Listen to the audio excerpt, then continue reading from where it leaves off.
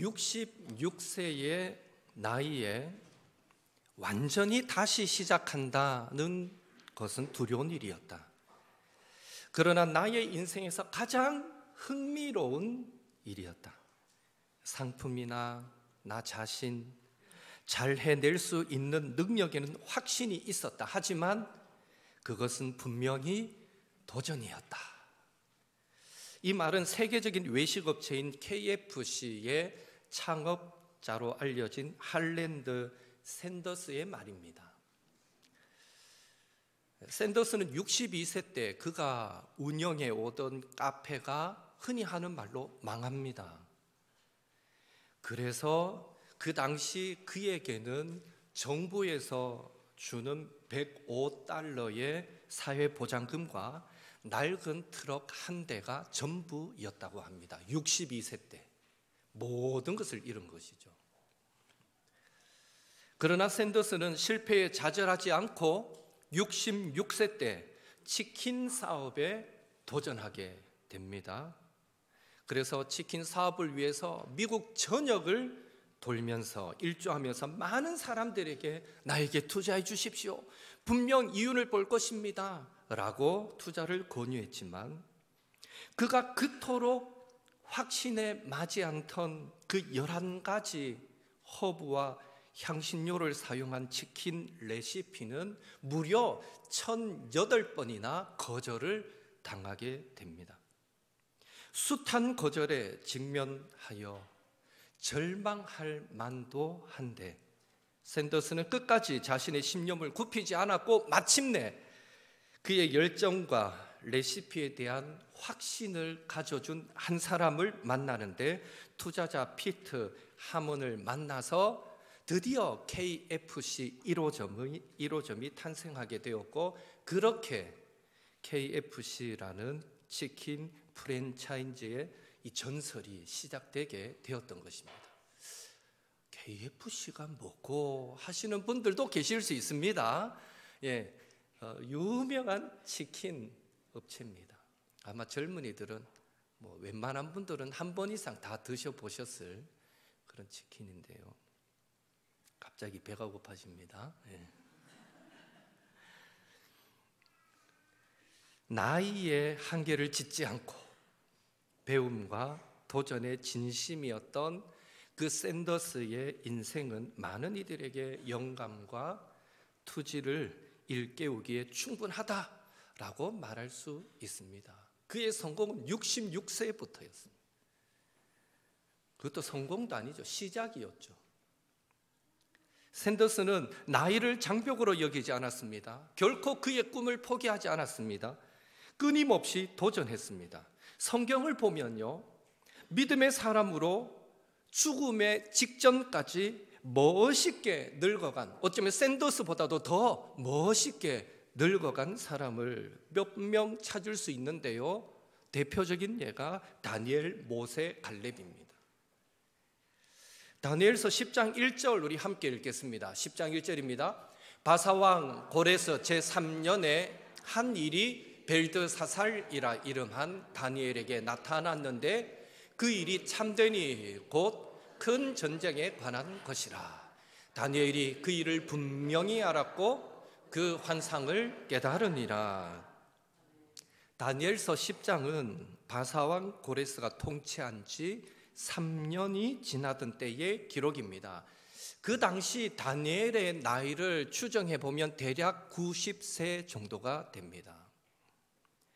중요한 사실은 다니엘은 지금 90세의 고령이었음에도 불구하고, 오늘 우리 교회도 90세 넘으시는 분 몇 분 안 계시잖아요. 고령 맞죠?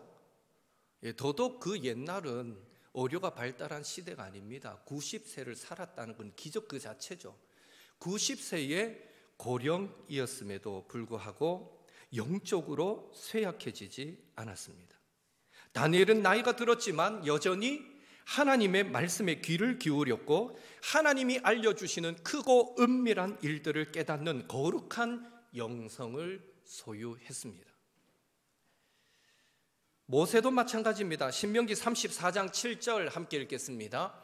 모세가 죽을 때 나이 120세였으나 그의 눈이 흐리지 아니하였고 기력이 쇠하지 아니하였더라. 아멘.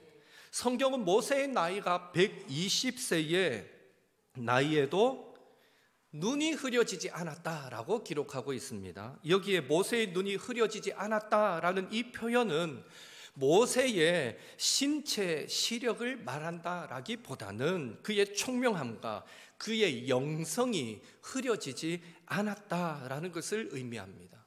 단적인 예가 신명기 말씀이죠. 신명기의 말씀은 모세가 그의 인생 마지막에 이스라엘 백성에게 선포한 하나님의 말씀인데요, 그가 죽기 직전 120세라는 고령에도 신명기의 말씀을 이스라엘 백성에게 선포한 것을 보면 모세의 영성은 숨이 멎는 순간까지 전혀 시들지 않았다라는 것을 알 수 있는 것입니다. 갈렙도 마찬가지입니다. 여호수아 14장 10절 하반절에서 11절을 같이 읽겠습니다.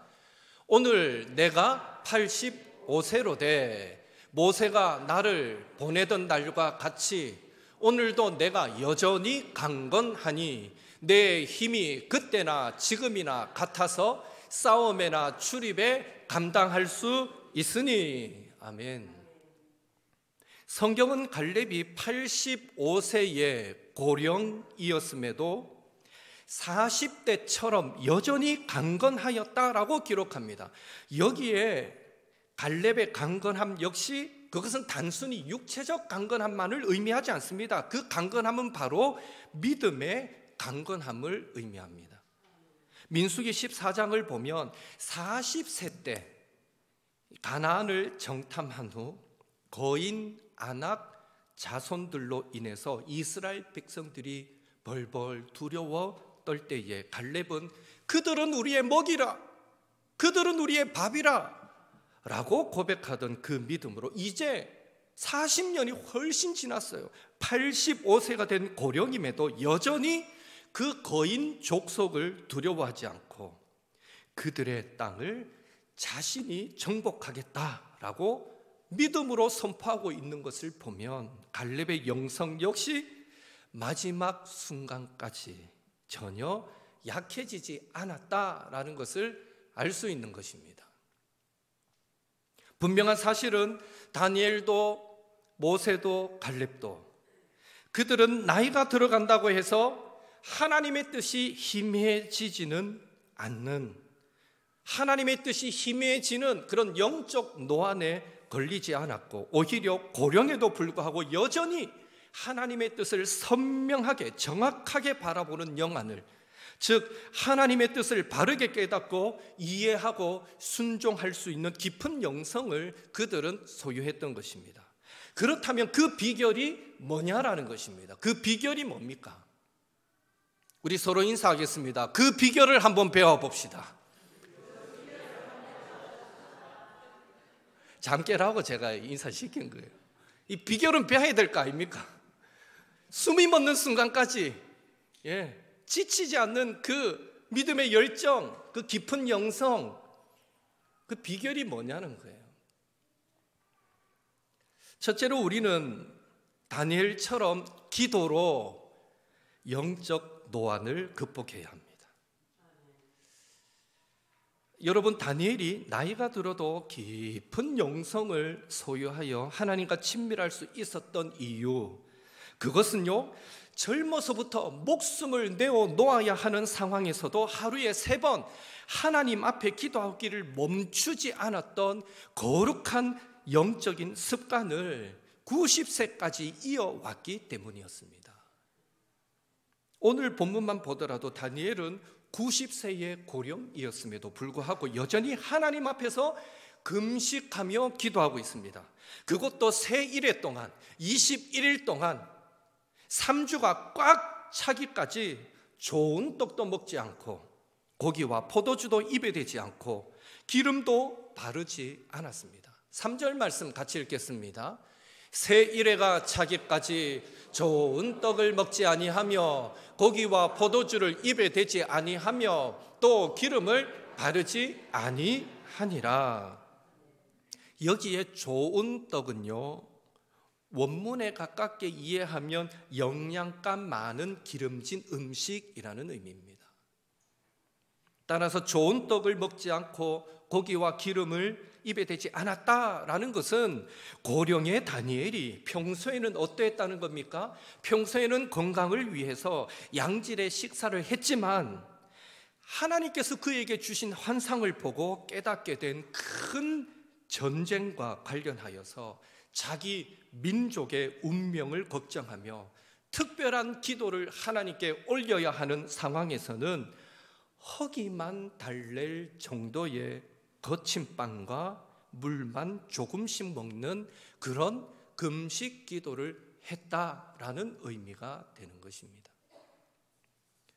또한 기름을 바르지 않았다라는 표현도 나오는데요, 팔레스타인 지역에서는 강한 태양빛과 또 모래바람으로 인해서 거칠어지기 쉬운 피부를 보호하기 위해 또 머리카락에 윤기를 내기 위해 향이 나는 기름을 몸에 발랐습니다. 그 기름을 바르지 않았다라는 것은 다니엘은 지금 민족을 위한 자신의 번민과 근심을 하나님 앞에 토로하면서 전심전력하여 간절한 마음으로 기도에 매달렸다라는 의미가 되는 것입니다. 여기서 놓치지 말아야 할 사실은 90세라는 고령의 다니엘에게 있어서 새 일에 약 3주 동안의 금식 기도는 자칫 잘못하면 건강과 생명에 큰 위협을 가져올 수 있었다라는 것입니다. 우리 연세 많으신 성도님들 3주 동안 거의 안 먹다시피 하면 살 수 있을 것 같습니까, 여러분? 예, 이제 연세 들면 이 밥이 보약이라고 한 끼만 굶어도 힘 없어지는데 3주 동안 다니엘은 90세의 고령에도 금식했다는 거죠.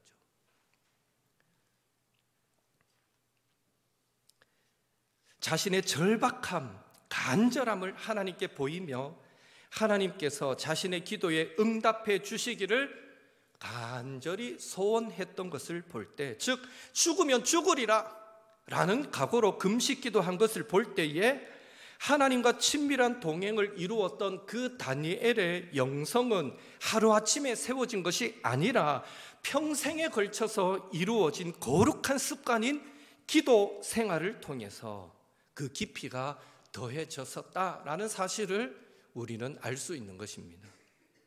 사람은 누구나 나이가 들면 신체 기능에 크고 작은 문제가 생깁니다. 점점 주름살이 많아지고 자꾸 살은 처지고 자신의 늙어가는 모습에 슬퍼지고 그래서 좋은 거 발라보기도 하고 젊음을 되찾고 싶은 마음에 지난 날도 회상해보고 그리워하기도 합니다. 그러나 하나님의 사람은 사실 그런 슬픔에 잠길 틈이 없습니다. 왜 그렇겠습니까? 바울의 고백처럼 우리의 겉사람은 날마다 약해져 가지만 우리의 속사람은 어떻습니까? 하나님과의 친밀한 동행 속에서 아침마다 새롭고 늘 새로운 은혜를 경험하기 때문입니다.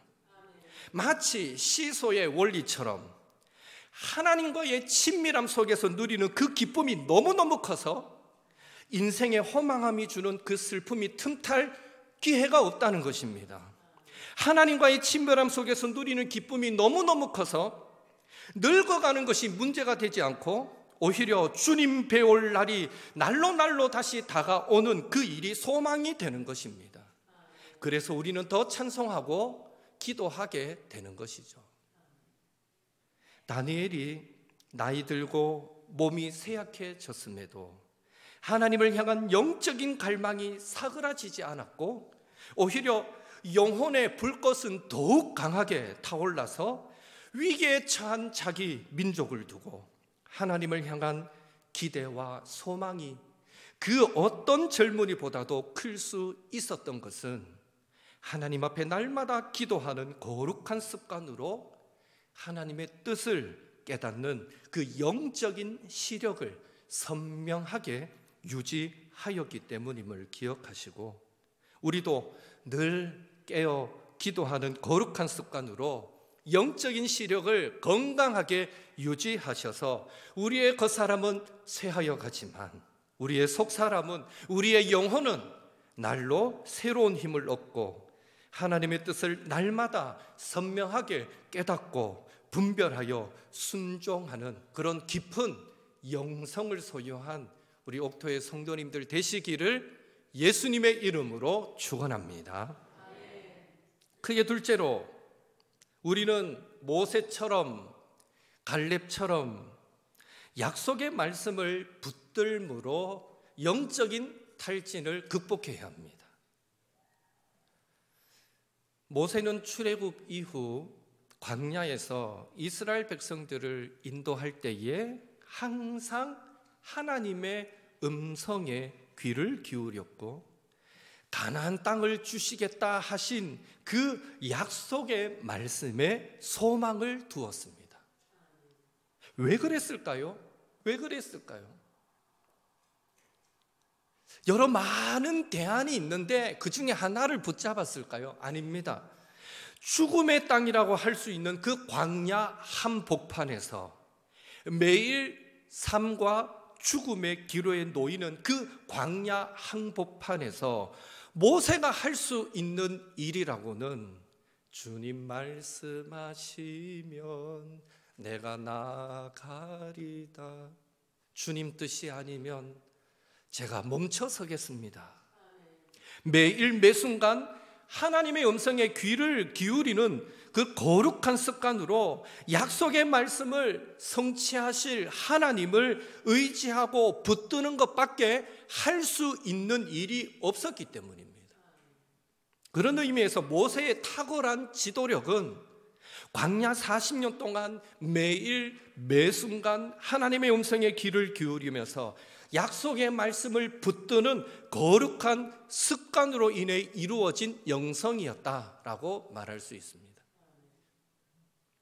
여러분, 몽골 같은 대초원, 끝도 없는 그런 지평선을 마주하게 되는데요, 시야가 그렇게 탁 트인 곳에 사는 몽골인들의 시력은 평균 3.0 이상이라고 합니다.